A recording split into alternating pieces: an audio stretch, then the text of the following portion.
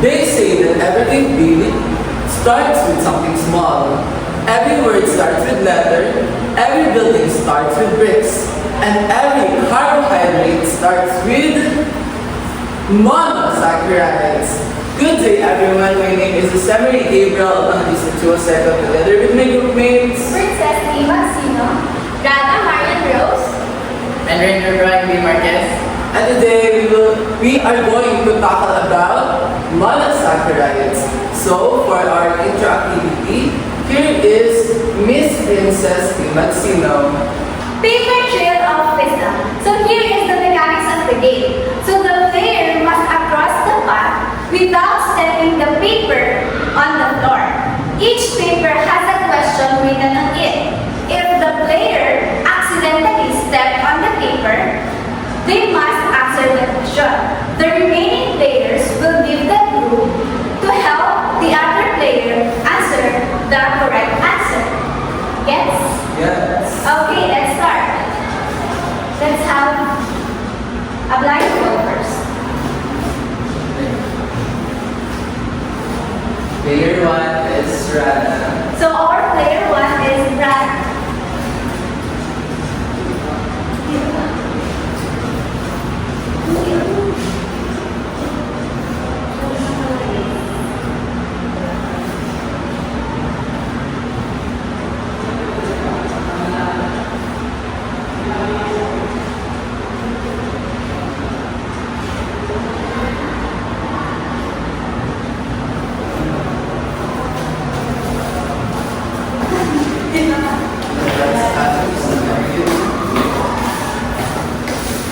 Go Rana. Kaya mo yan. You can do it. Kita ba kita? So kaya maka-cross na sa akin na. The game begins in 3, 2, 1, go! Kanan, hindi. Kanan. Kaliwa mo. Right. Left. Oh, abante. Abante girl. Forward. Yes. Yung ano na yan. Naabakan mo. Napakan ba? Yes, that one. So the question is, Ano question? what is the simplest type of sugar consisting of a single sugar unit that cannot be broken down further into a simple sugar?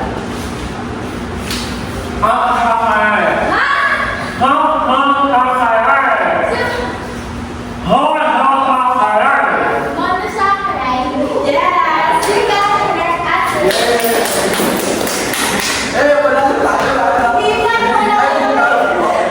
Wala. Next player. Sila ako kapatid.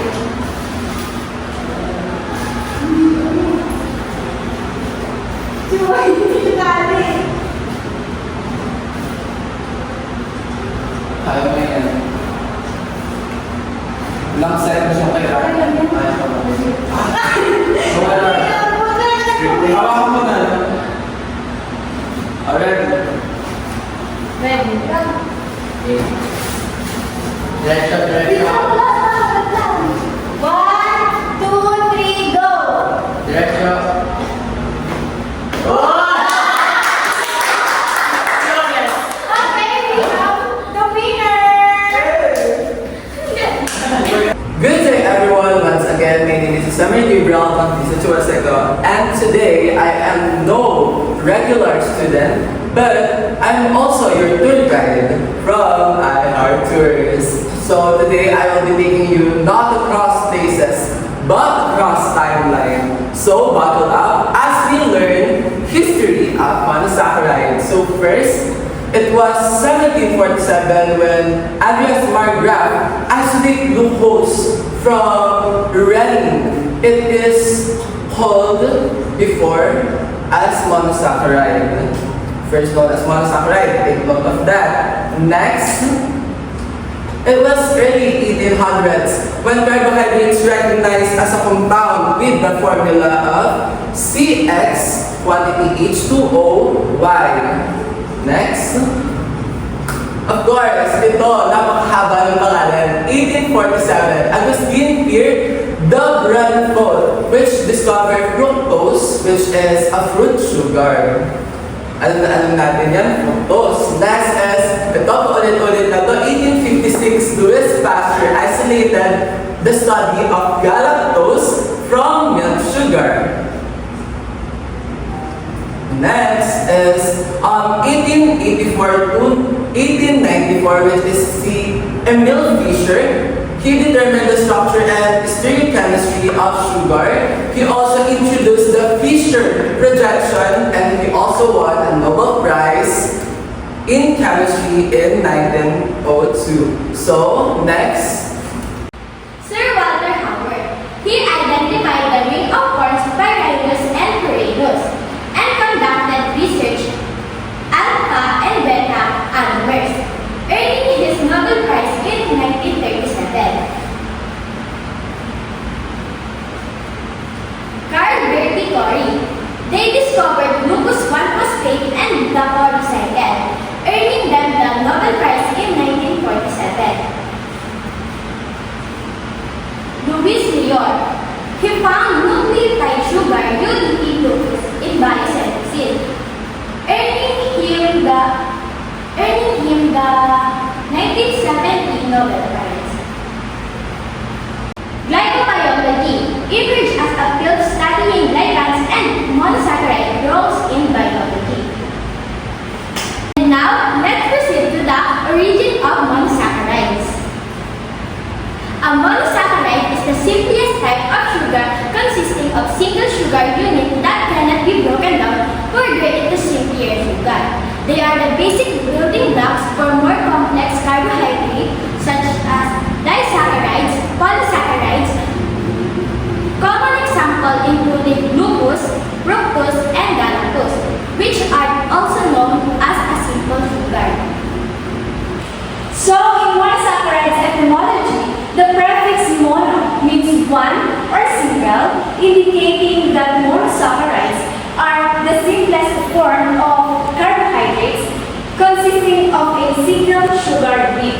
The suffix saccharides comes from the Latin word saccharum, which means sugar.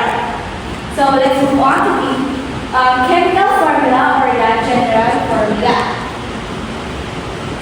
So, the chemical formula or the general formula is CnH2nOn, where N is the number of carbon atoms and is equal to or greater than 3. So, next is our physical properties. First, monosaccharide is colorless. Second, it is water soluble. When we say water soluble, it can be dissolved in water. Next is crystalline solid, meaning it is a solid that its biomolecules or molecules pala, molecules is arranged into a pattern. So next, after the physical properties are the function. The function of it, of course, it is our main source of energy as a human being. And second, its function is, it is like a brick. Sabi ko nga analogy, siya yung pinaka-simplest form of sugar. So, like a building na may brick na pinagpatong-patong ang brick na nakakabuo ng building, ang monosaccharides, pag pinagsama-sama din, is nagiging carbohydrates pa. And then next, next is our example. Siyempre, alam na natin to, the glucose, the fructose, and the galactose. Which is, the glucose is a simple sugar that is abundant in fruit and honey. On the other hand, fructose naman is a fruit sugar from fruit and honey too. Pwede din siya. And then, the galactose is found in milk, which is bonded with glucose to form lactose. Then, next. So, classification of monosaccharide are classified in two ways. First, in base of number of carbon atoms present in them, whether they are trioses containing 3 atoms, C3H6O3, tetroses containing 4 carbon atoms, C4 H8O4. Pentoses containing 5 carbon atom, C5H10O5. Hexoses containing 6 carbon atom, C6H10O6. Heptoses containing 7 carbon atom, C7H10O7. Second is based on type of carbonyl group. Two types of carbonyl group, aldose, having an aldehyde group, are single bonded to CH, double bonded to O. Ketos, having a ketal group, C, double bonded to O. Together, the two ways of classifying monosaccharide makes a significant role in naming the specific classification of each simple sugar. So yan. Now we move on to the examples of the classification that is reported by Rana. Diba? So we have now the glucose. So the glucose is an aldohexose. So why it is an aldohexose? So first, it is an aldose. So why? Because it has an aldehyde group in it. Diba? Sa first carbon. Which will be tackled here mamaya. And now, bakit siya hexose? Because it is a 6 carbon atom monosaccharide. Okay? And ano yung papel ng OSE? Diba sa dulo? Diba? Aldohexose. Diba? Ano yung papel ng OSE sa dulo na suffix natin? So yun, sumasagot si Chuba. Yeah. So, OSE na suffix ko means sugar. Ayun, it means sugar. So now, we move on to our pinaka-example na ito lahat talaga ito na example. Ayan. Okay, so now, we will clarify the examples of the classification of monosaccharides. Kasi hindi lang yung basta monosaccharides that meron lang siya C6H12O6, di ba? Meron pa siyang C3, C4, C5, di ba? And bago pa siya makatungtong ng C6. And these examples is just an aldohexoses or aldoses. Now first, we have this one. Yan. This is the simplest form of the monosaccharides, di ba? Kasi simplest sugar natin is monosaccharide. Meron pa siyang pinaka-simplest form, which is the D-glyceraldehyde. Kasi meron lang siyang 3 carbon, as you can see. So, 1, 2, 3. So, this implicates as carbon. Kasi it is a intersection di ba? It is a chiral center. Yun yung sinasabi, chiral center. Wait lang. Yan. So, as you can see, ang katapat niya is aldotriose. So, bakit siya aldotriose? Kasi meron po tayong CHO. The CHO it means aldehyde group. Kaya siya aldo. Aldo yan. May aldo sa unahan. Kasi it means aldose. Kasi may aldehyde group sa unahan. And kaya siya tri is because ang carbon niya is hanggang 3. So C, 1, 2, 3. Carbon 3, di ba? Hanggang carbon 3 siya. So, tri. And O's, it means sugar. And the same implies to the others. We have the aldotetroses, which is 1, 2, 3, and 4. Diba? Aldose din siya kasi merong aldehyde group. Kaya aldotetroses means tetra, okay? Pero mas maganda kasing basahin is tetrose, hindi na tetraioses, diba? Tetroses na lang. So tetra means means 4. And we move on now to the aldopentoses. So pent means 5 naman sila. So yung mga example, we have 5 carbon. So 1, 2, 3, 4. 1, 2, 3, 4, 5. Yan. Diba? And now we move on to the aldohexose. So simply because anim siya kaya hexose. Diba? Aldohexoses. And the example niya, pinakang sa kanya, commonly known na aldohexose is the glucose. Diba? Laging example ito glucose, the galactose. Diba? Yan. So now, we will proceed to the naming. So paano nga ba natin i-name ang isang monosaccharides based on its classification? So first, to name it, we need to know how many carbonyl group it contains. Diba? Kung ito ba ay triose, diba? Triose, tetrose, pentose, hexose, and heptose kung siya, di ba? And next one, kung ano yung type ng kanyang carbonyl group. Diba? Kanina, ilan yung carbon niya? Ano naman yung type ng carbonyl group? Like for example, siya ba ketose or aldose? Diba? Mahalaga yun for naming para ma-determine natin kung ano yung Howard projection na gagamitin natin. Kung siya ba pyranose or foraneous. For the next one is the enantiomer. Okay? Enantiomer natin. So ano ba yung enantiomer na gagamitin natin? Whether it is D or it is an L sugar. Diba? Kasi dalawa ang enantiomer. The R enantiomer, the S enantiomer. Pag sinabi natin R enantiomer, nasa right ng OH. Diba? And pag sinabi natin pag sinabi natin S enantiomer, nasa left naman yung ating OH. Mirror lang yun yung dalawang enantiomer na yun. Mirror lang sila to each other. Next po natin is the anomer. Sa anomer naman natin, dito natin ma-determine whether alpha or beta yung ating sugar. Like for example, alpha glucose, alpha D-glucose, mga ganun, beta D-glucose, based yun sa anomeric carbon. Kapag nasa baba yung pagka nasa baba yung ating, what we call, nasa baba yung OH, yun yung alpha, pagka nasa taas yung OH, sa anomeric carbon is siya naman yung beta. Next one, pinakalas natin is yung OH. The OSE. Diba yung ating suffix. Kasi yung mga noun natin, that is prefix. And now, dito naman, meron tayong suffix na OSE that determines as sugar. Yun ang meaning. That's for the name. Fisher projections.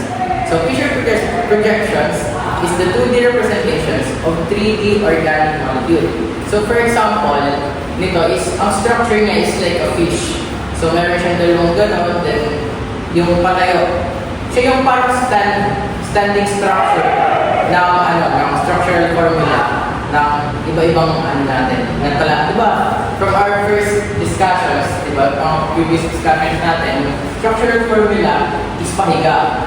In this kind of projection, Fisher projection, siya yung patayo na structural formula. Howard projection. The only thing you need to know in the Howard projection is this is a cyclic form representation of monosaccharide.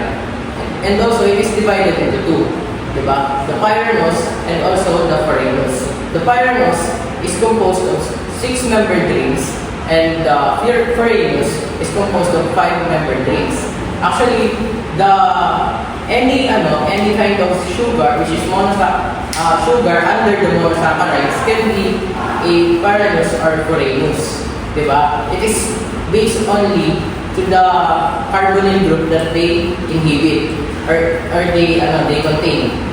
For example, it is an aldose. Aldose is primarily it is demonstrated as a pyranose ng aldose. And yung mga ketones naman, siya naman is often na mas nagbabagay siya sa what we call foraneous or the 5-membered ring. Okay. Circle formation. So to make it easier, this is the most accurate representation of the pyranoses or the 6-membered rings structure ng monosaccharides. So dito, it is more stable than the Howard projection. Kaya kaya sa Howard projection, although meron tayong Howard, meron pa ulit tayong what we call the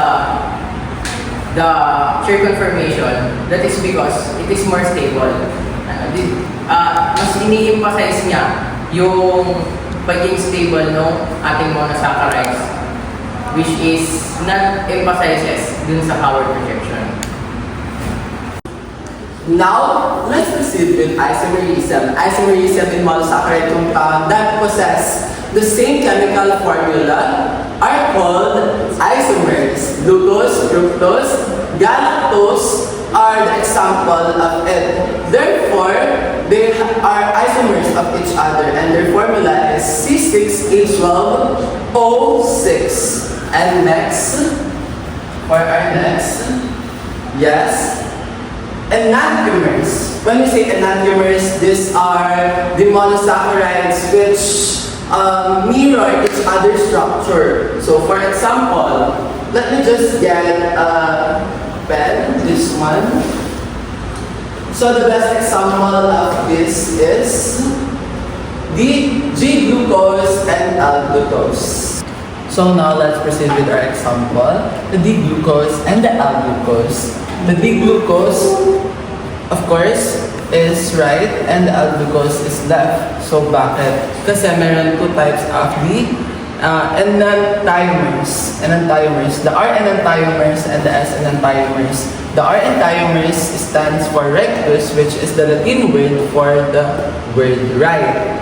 And then sinister is the Latin word for the word left. Again, rectus, right, sinister, left. Rectus, right, sinister, left. And the rectus, ang representation niya is letter D. And then, the sinister, ang representation niya is letter L. So now, let's proceed sa mga example natin sa kanilang structure. So, we all know that the structure of glucose sa kanyang formula, chemical formula, C6H12O6, meron siyang 6 carbon. So, let's start with the first carbon, which is the aldehyde group, which is pwede siyang SO, pwede mo siyang gamitan ng SO lang, but if you're feeling extra, since fisher nga ang ginagamit natin, pwede naman ganito. C1, of course, lagyan natin siya ng ketone. Pinalagyan ko lang siya ng number para alam natin yung number of carbon. And then dito sa kabila ang hydrogen. Next, ilagay natin ang ating iba pang mga carbon, C2, C3, C4, C5, and of course, yung C6 natin, hindi na siya alone na carbon lang. Siya ay CH2OH group.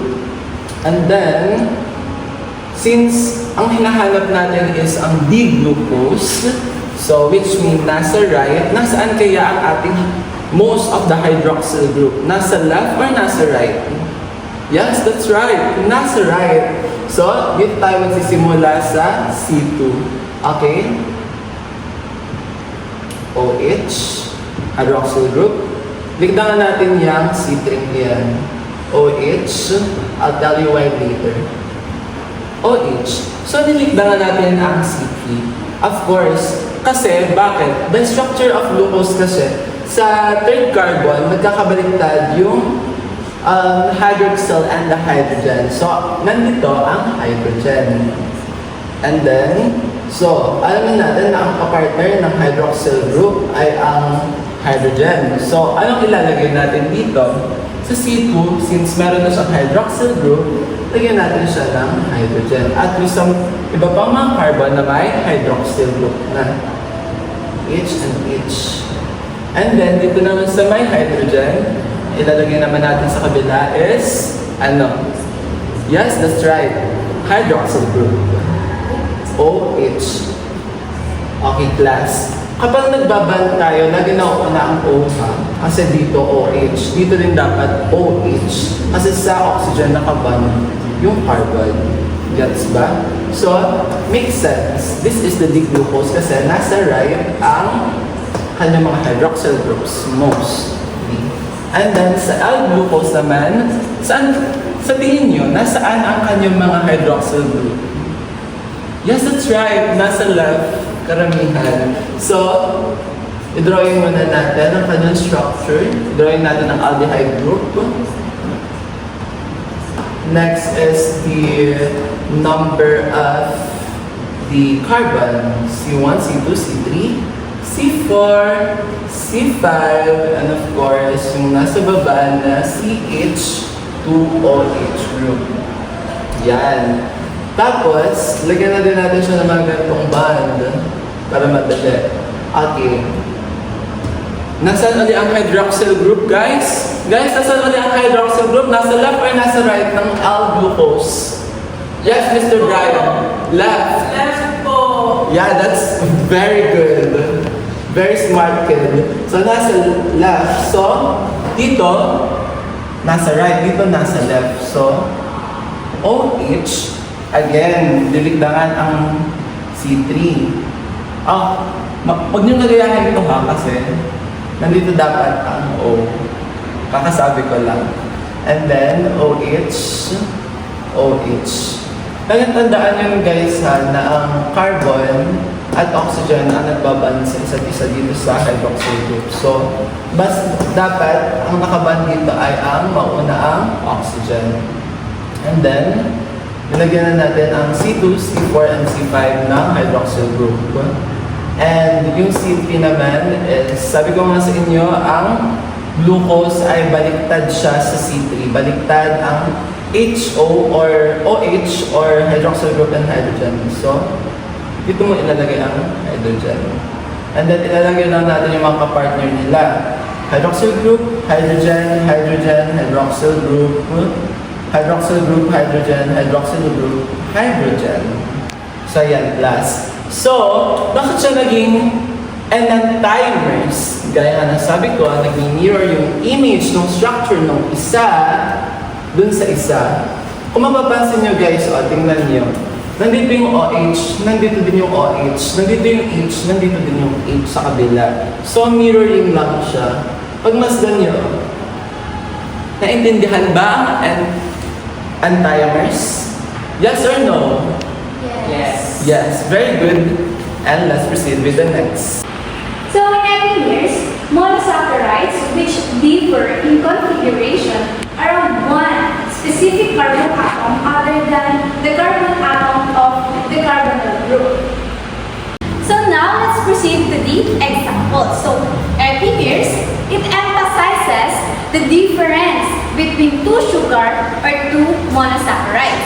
So let's have here the D-glucose and the D-galactose. We're going to differentiate these two. But before that, let's have the key points.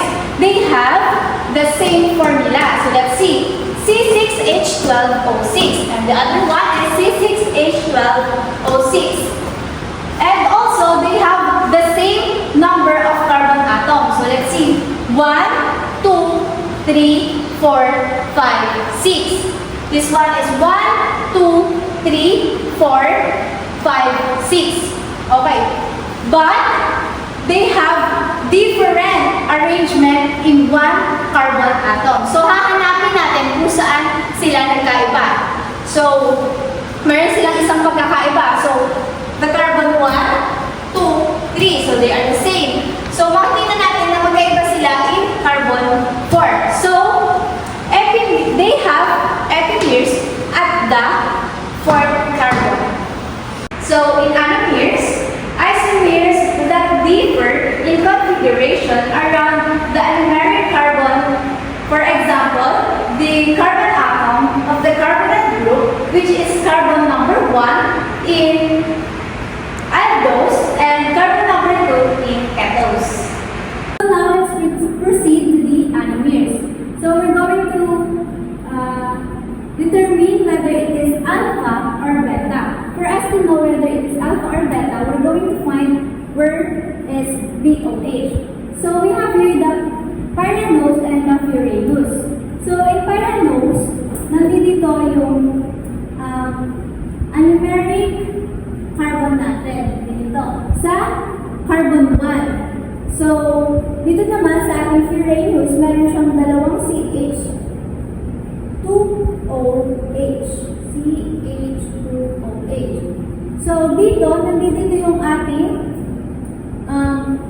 anomeric carbon. So, nandito yung kanyang anomers. So, dito naman sa kabila, sa furanose, nandito sa carbon 2 yung kanyang anomeric carbon. So, for example, ang ating OH ay nandito sa baba. Kapag ang OH ay nasa baba, it is alpha. Pero kapag ang OH natin ay nasa taas, it is beta. So, ganun din sa furanose. Kapag ang OH ay nasa baba, alpha. Pag nasa taas, beta. The question, pwede bang magkabaliktad itong dalawa? Yes, pwede mapunta dito yung OH at pwede mapunta sa baba yung CH2OH. So, that's it. Okay, in pyranose-pyranose isomerization, all you need to to know is that aldoses is equals to pyranose and ketoses are equals to furanose. Yun lang yan. Five-member ring yung furanose and also 6-member ring yung ating pyranose. Yun lang yung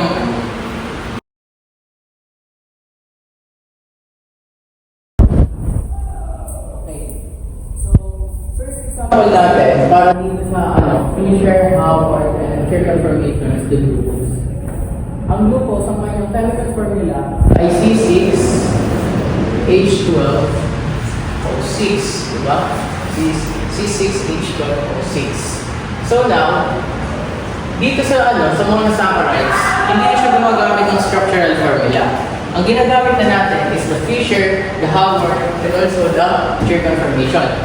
So now we go first to our Fisher projections. So our Fisher projections, yan. So i-drawing muna natin siya.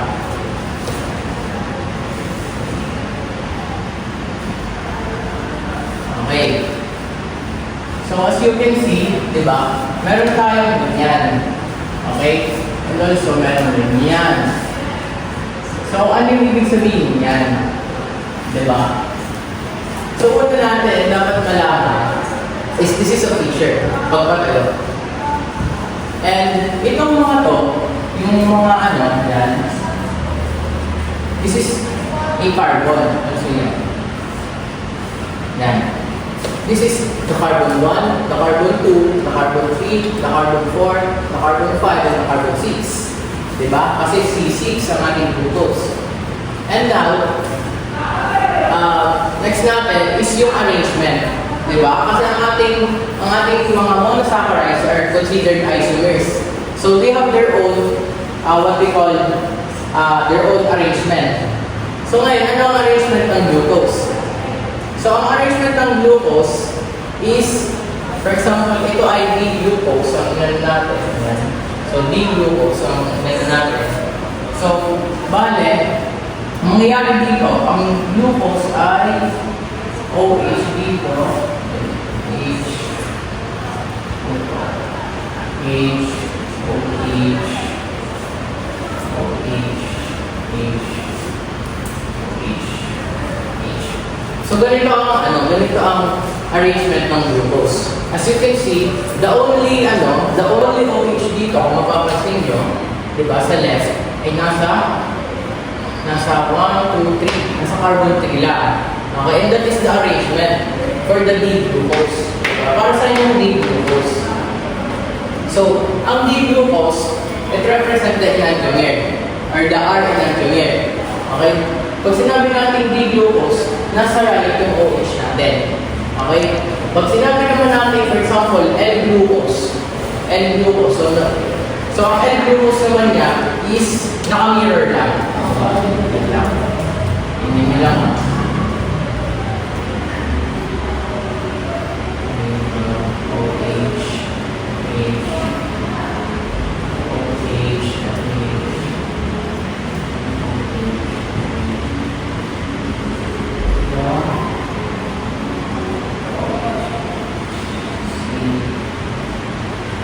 Yan. So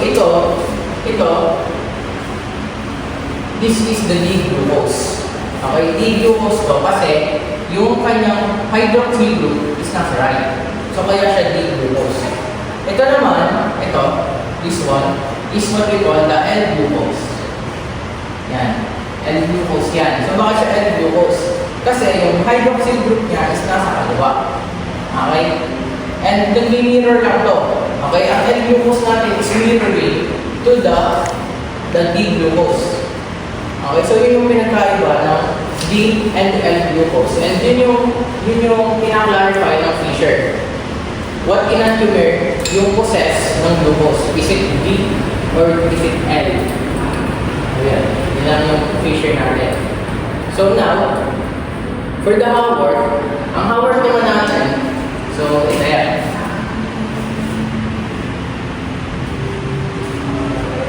Yan. Ganyan naman ang tinatawag natin pyranose. And ganito naman yung tinatawag natin, yan. Ganyan naman yung tinatawag natin furanous. This one, ito yung ginagamit madalas sa glucose. Yung pyranose natin, or yung 6-member ring. Okay, ganyan yung our projection. So now, kung ilalagay din natin itong mga hydroxyl group and the hydrogen, and also the other part pa, which is the CH2OH group, and also this one, ganito yung magiging itsura niya. So it has... So dito, yan, para din maano kayo. So di ba, this is the carbon 1, the carbon 2, the carbon 3, the carbon 4, the carbon 5, the carbon 6. Di ba? Yan yun. So dito, ang ating kanan, okay, ang ating kanan, the left side, ay the right side, na natatandaan, DR, at saka UL. Okay, ano yung sabihin ng DR at UL sa teacher? So, ibig sabihin ito, down right, ito, upper left. Okay, so ibig sabihin, lahat ng right is nasa baba during the our projection. Okay? And yung lahat ng nasa left, siya naman yung nasa taas ng Howard. Or nandito sa taas. Okay, so tingnan muna natin. Carbon 2 muna tayo magsisimula. So carbon 2 muna. So, OH natin, di ba? Ang OH natin is nasa kanan. It is down. So, ganito ang pagbibilang dito sa Howard. So, meron siyang 6 sides, di ba? Meron siyang 1, 2, 3, 4, 5. Diba? So, ang start natin ng pagbibilang ng carbon 1 is dito, sa corner na to. So, this is the carbon 1. Okay, this is the carbon 2, the carbon 3, the carbon 4, the carbon 5. Okay? And nasan yung carbon 6 natin? Yung carbon 6 natin is nandito na. Okay? Nandyan. Yan. Kasi may reaction na nangyayari dito na dapat nandito yung CH2OH, pero dahil sa reaction na yun, ang CH2OH is napunta na dito sa taas. So nandito na yung carbon 6 natin. Yan. So now, this one, ano? So isulat lang natin yung number 2, the carbon 2. So, di ba, down right, so OH, isulat natin nasa baba, the number 3, the carbon 3, H. Diba? Next one, OH dito. Then, yan. So dito, dahil dito sa carbon 5, ang nasa baba niya is H na. Okay? H na yung nasa baba niya. So bakit H na? Dapat diba? Dapat OH. Diba? Kasi nga, dahil sa reaction na yun, diba, na dapat yung CH2OH natin is nandito, diba? Napunta na siya dito. So, ang nangyari, yung is na OH yun nandito, H na yun nandyan sa baba. So, nagkaroon ng medyo nag-change yung molecules or the ions na ating hydroxy group na dapat hydroxy pero may hydrogen na lang. And next one, lagyan naman natin lahat na nasa left side, which is ito mga to. Carbon 2 muna, carbon 2. Hayaan muna natin itong carbon muna natin. Kasi ang ating carbon 1 is an anomeric carbon. Okay? In Howard, the pyranose, which is ito, pyranose or 6-member rings, ay considered natin ang carbon 1 as anomeric carbon. Okay? So ito ay anomeric carbon. Yan ang ating anomeric carbon. Kaya mamaya pa yan. Itong C1, mamaya pa yan. Kasi anomeric carbon yan. So ngayon, lagay muna natin, diba? OH, 4H. So yan. So now, we were going to proceed to our anomeric carbon. Okay? Dito, it depends. It depends kung ano yung hinahanap. Kung ano yung ilalagay mo sa carbon 1. It's either alpha, or beta. Okay? It's either alpha or beta. Kasi, when we say alpha, ang ating OH group ay nasa baba. Okay? At ang H natin nasa taas. Kapag ka naman yung beta ay alpha yun ang alpha. Pag sinabi naman natin beta, siya naman is baliktad naman. Ang OH natin ay nasa taas. Ang OH naman natin ang nasa taas and ang H naman natin nasa baba. So ito, kung papangalanan natin ito, ano ang pangalan niya? Diba? So, di ba nanggaling tayo kanina sa what we call D-glucose? Diba? Ano na nanggaling tayo dito? Yan yung unang ano natin, diba? Dito, sa Fisher. So, ano natawag sa kanya during this hour? Diba? Na nasa taas, yung OH, diba? Ng anomeric carbon. Diba? So, ano na siya? It is an alpha or beta. Diba? So, is it an alpha or beta? So, ang sagot is beta. So, ang tawag sa kanya, D-glucose. Diba? Yun na yung tawag sa kanya. And now, for the chain conformation, dahil siya ay pyranose, diba? Yan din pala. Yan din pala, nakalimutan natin. Okay, nakalimutan natin. Diba siya ay Diba siya ay BD-glucose? Sa Howard, bukod sa ina-identify natin kung alpha or beta, ini-emphasize din natin yung kung siya ba ay pyranose o siya ay furanose. Okay, yan. Diyan din yan. Dito rin natin naliliwanagan kung siya ba ay pyranose or furanose. And dito, sa BD-glucose, siya ay pyranose. Kasi nga, siya ay 6-member ring. And ang 6-member ring, it implies pyranose. And dito, so paano natin naisingit yung pyranose? Just simply remove the SE. Diba glucose yan? Remove the SE. Diba? So magiging glucose na lang. So BD-glucose, tapos dagdag mo yung pyranose. So BD-glucopyranose. And now, dahil siya ay pyranose, diba, 6-member ring, meron siyang chain conformation. So ito naman yung chain conformation niya. Yeah.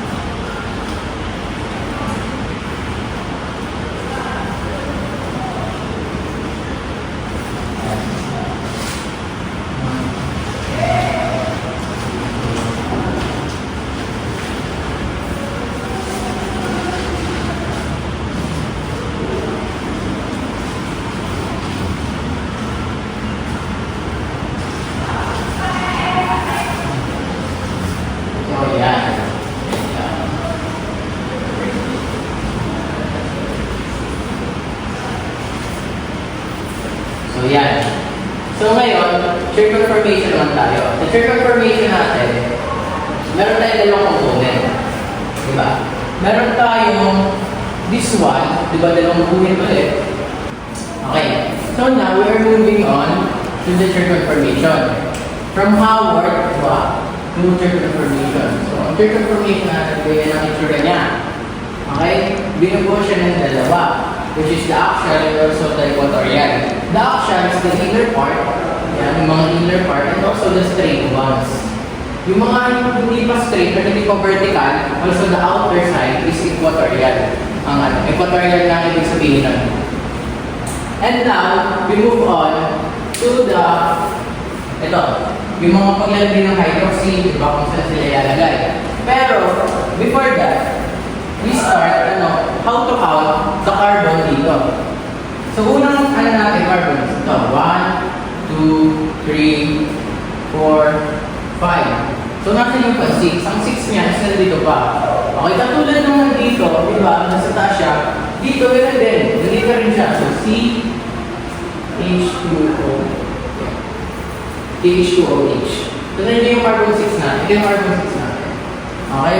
So, parang katulad ng picture ito, ang iba lang, mas kung titignan nyo, iba yung structure niya kumpara dito sa Howard. Okay? So now, ito. So kung ano yung nandito sa Howard, lalagay nyo lang din siya dito. Kung ano, halimbawa ito. Nasa taas siya, di ba? The OH. Kasi ito ay B, beta, di ba? Beta D-glucopyranose. Ay, pyranose. So now, dito yung OH natin, dito yung H, di ba?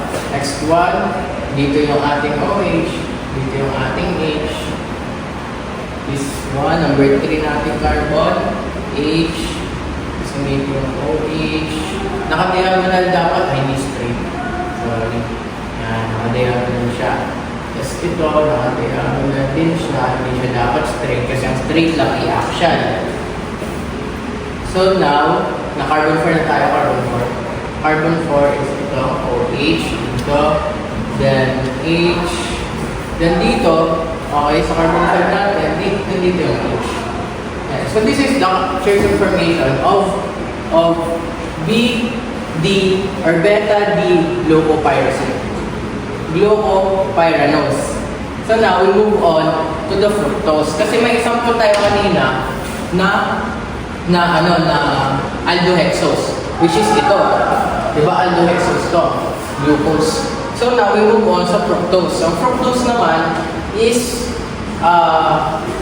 siya naman ay isang ketohexose. Okay, may ketone siya sa kanyang feature. Meron siyang ketone group. So ito naman yung kanya.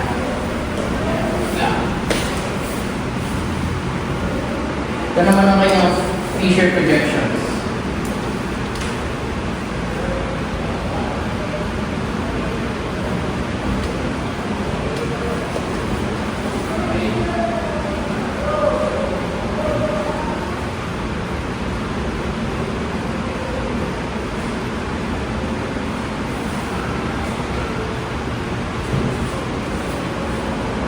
As you can see, meron siyang 6 na carbon. 1, 2. Naka-double bond ito kaya dalawa sa oxygen. Naka-double bond yung carbon dito. Yung carbon dito naka-double bond sa O. So, bali ito yung pinaka-ketone group natin. Ito. So, this one. This is the ketone group. So, now, diba? 1, 2, 3, 4, 5, and 6. So, meron tayong 6 carbons. Diba? Which is, C6 kasi ang ating fructose. And now, for the arrangement, ang arrangement nyo naman is ganito.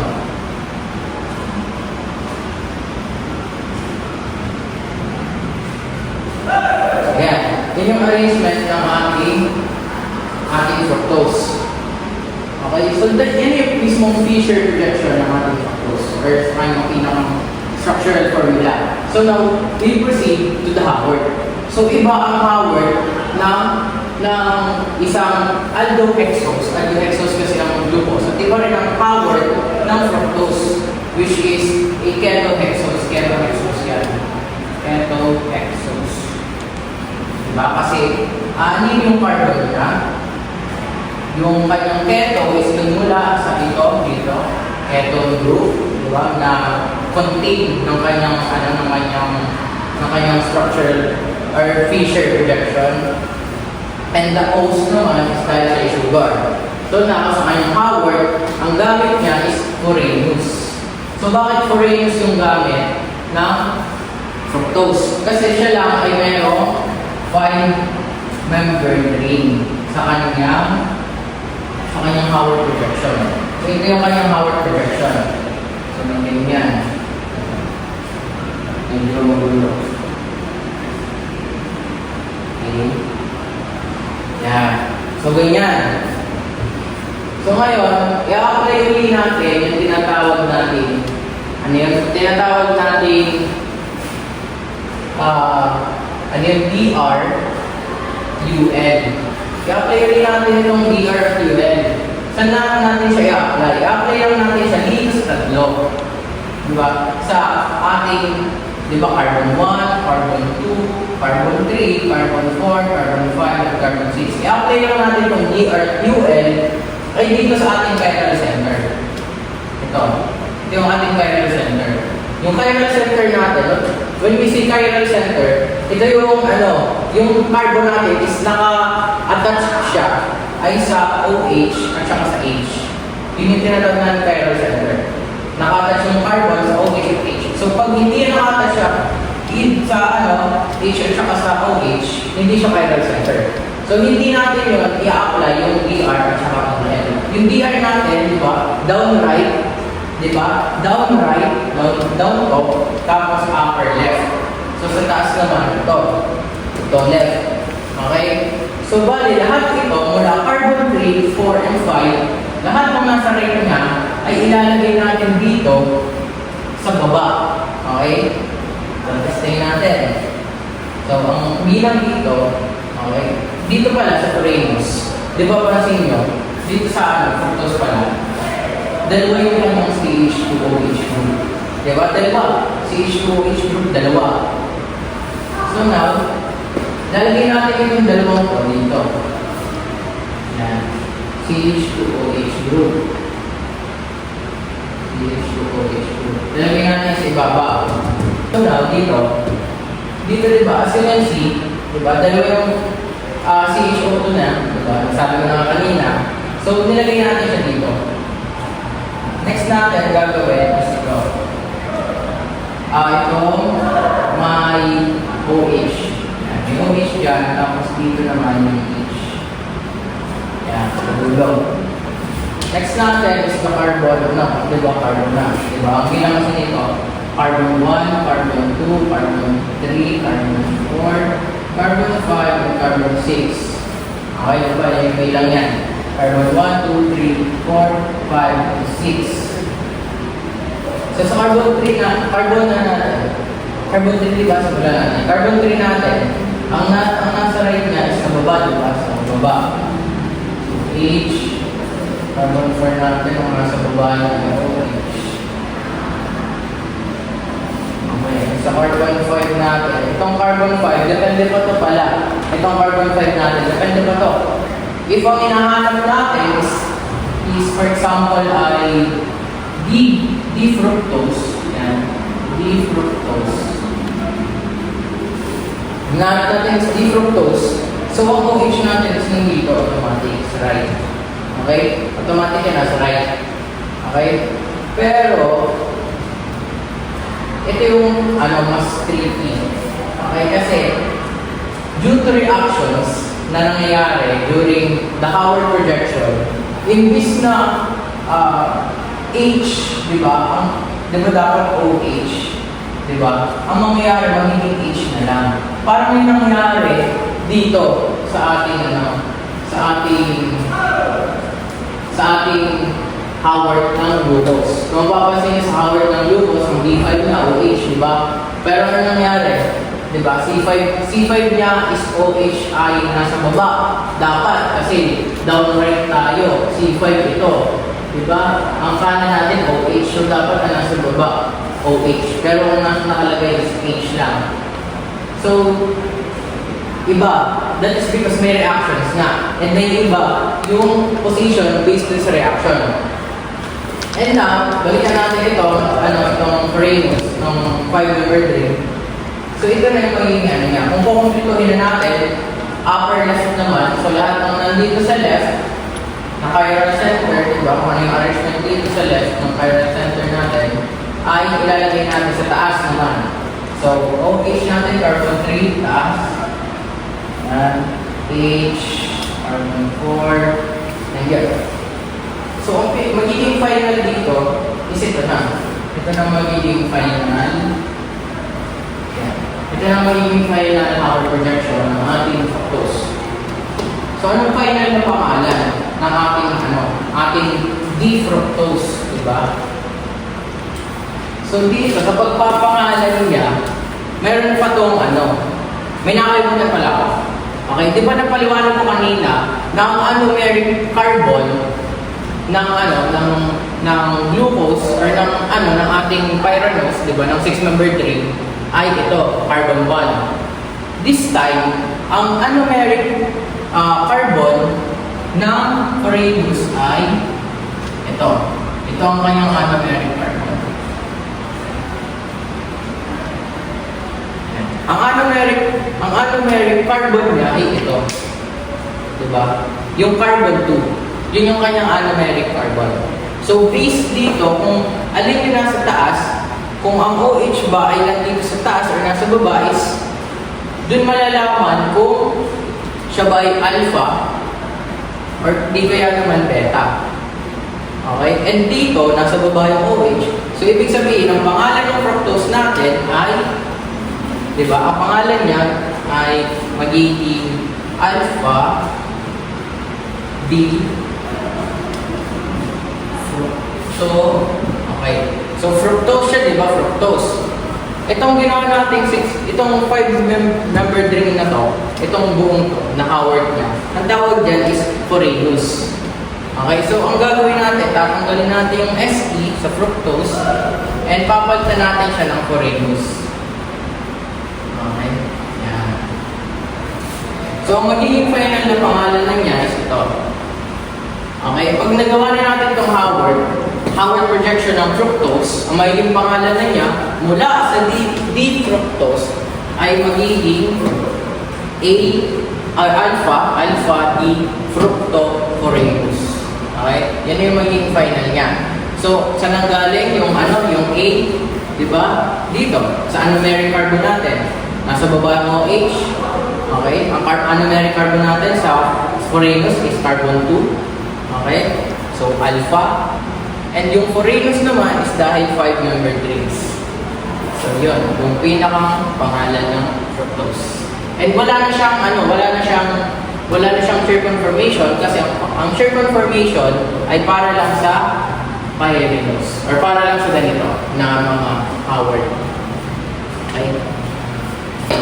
So, additional pa rin pala, pahabol, paano malalaman kung pyranose or Foreignos ang gagamitin during the Howard? Di ba meron tayo kaninang tinatawag na aldohexose? Ay, huwag na pala aldohexose gamitin na. Kasi marami ang Gawin na natin mas general. Yan. Aldoses at saka ketoses. Yan, mas general ang gamitin natin. Okay? Pag sinabi natin aldoses, okay, majority niyan, or madalas sa aldoses, actually parang lahat na siguro, ay pyranose. Okay? So yan ay pyranose. Pyranose yan. When we say naman ketoses naman, ito naman yung 5-member drinks o yung tinatawag nating Foreignos. So yun yan. Para ma-clarify mo kung yung glucose ba na paglalagyan na i-drawing or i-illustrate mo sa Howard projection, kung anong gagamitin mo, pyranose ba or Foreignos, is based sa carbonyl group nila. Okay, kung aldose yan, hindi for pyranose, kung ketose, or may ketone group, hindi Foreignos naman. Ayun.